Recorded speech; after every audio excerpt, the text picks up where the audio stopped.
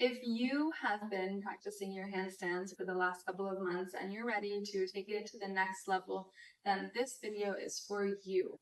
Specifically, if you're looking to get better at straddle pressing or even straight-legged presses. And the number one thing I'll say when it comes to handstands is dedication and consistency. That will take you much further than just being strong or naturally flexible, although those things do help as well. But with dedication and consistency, all things are possible. I'm completely self-taught and never had any formal gymnastics or acrobatics training, and I can now fully press.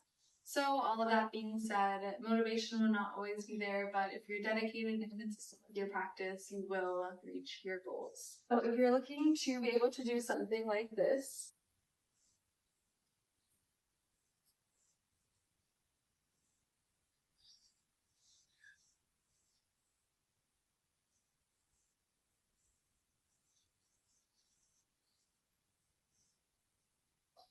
then you've come to the right place. But let's start with some things that will help us work our way up to the handstand press. We will do 3 drills in particular, do some wrist warm-ups, some wrist strengthening before starting. The first thing that we'll do coming into downward facing dog is we're gonna take some, they're like frog hops essentially. So starting in down dog, we are going to be jumping into a handstand, which can definitely feel scary. And if you have somebody at home, you can absolutely ask them to spot you by standing directly behind you, and just guiding your hips in case you start to fall over. So strong arms here is really important. Strong stacked. Okay, so you notice I might be collapsing here, but I want to be strong through my shoulders. So from downward facing dog, we come high on the toes, we bend the knees, and we jump forward. So essentially we want our shoulders to stay stacked over our wrist. So you can just practice that multiple times. And the idea is that we're starting to feel the float, okay? So we're in down dog, we bend through the knees and push and lift. Okay, and then you land back in your downward facing dog. Maybe you take a breath, a rest. Inhale high on the toes, hug the belly button to the spine, lift the hips high, bend the knees, push through the toes, and lift. So it may take you 25 or 50 or 100 times of doing that before you feel that float, but that's the goal. Start small, start with really small baby jumps, and work your way and your confidence, because you have to build confidence with your body to break those fear barriers. So start small, little hops, lower, little hops until you start to float and can land back gently. Okay, now the second thing we'll be working on is our headstand presses. These are crucial and really helpful to build the core strength, to build the body awareness, and to build the confidence in yourself that you're able to press when you want to do it in a handstand. So, starting in a queen tripod, I prefer to have my hands supporting me behind my head, bringing the crown of the head to the ground. From here, I like to lift from my toes. So my knees, my shins are on the ground. I tuck my toes, I lift my hips, and I start to lean forward.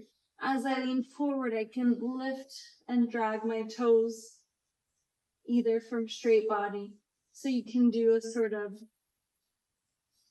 we're here, and you can drag forward and start to open out. Legs are engaged, toes engaged. Or you can do more of a straight body lift. You can also take a bend through the knees.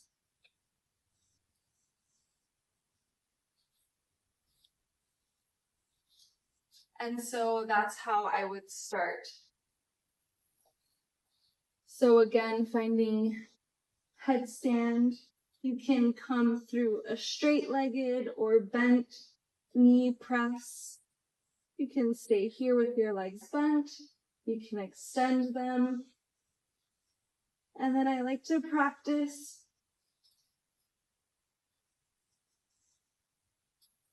tapping, coming back up, tapping, coming back up.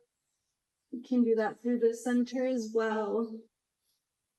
Okay, so that's number 2, a little bit harder.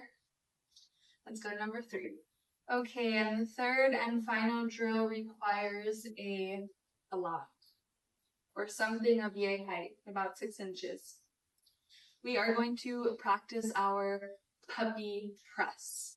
The puppy press is definitely the hardest of the 3, but I think it's a key piece to getting the handstand press and a key stepping stone, especially from the frog jumps, which help us feel that lifted, sort of floaty feeling, and then the headstand helps our body.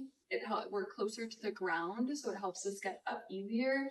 And the puppy press is definitely one of the challenging but more rewarding ones. Let's just get right into it. We'll bring one of your legs will be bending, so I would watch first. So we'll bring the block underneath the foot that's staying on the ground. And so we'll walk our hands pretty far forward, not like in a down dog, but we're gonna bring the foot that's staying on the ground on top of the block, so it's giving us height. So it's easier to get our feet off the ground. Now, to start to build trust with yourself, we can bringing the palms down to the ground as that foot stacks on top of the block. We're just gonna lift up, and you're gonna start to take a bend to the opposite leg. Okay, so you'll see here, this requires a lot of hamstring flexibility, hamstring and hip flexibility. So that's also a big part of handstand presses. So you'll come forward and lift that foot, bend through the knee, and stack your shoulders over your wrists. So you can just start there. That is a wonderful place to start. Palms of the hands to the ground, opposite foot lifts and bend through the knee. Now, if that feels comfortable, you can even come forward and lift that toe. Lift the toes that are on the ground and sort of float. Just float for a moment. You don't have to stay there. You can just feel that floaty motion. And so keep doing that, practicing on both sides until you feel that float. It'll take time, but it's absolutely worth it. Again, motivation will not always be there, but with dedication and consistency, we can reach our goals. Let me know if you have any questions. If there's anything else you'd like to see in regards to handstands, like, comment, subscribe.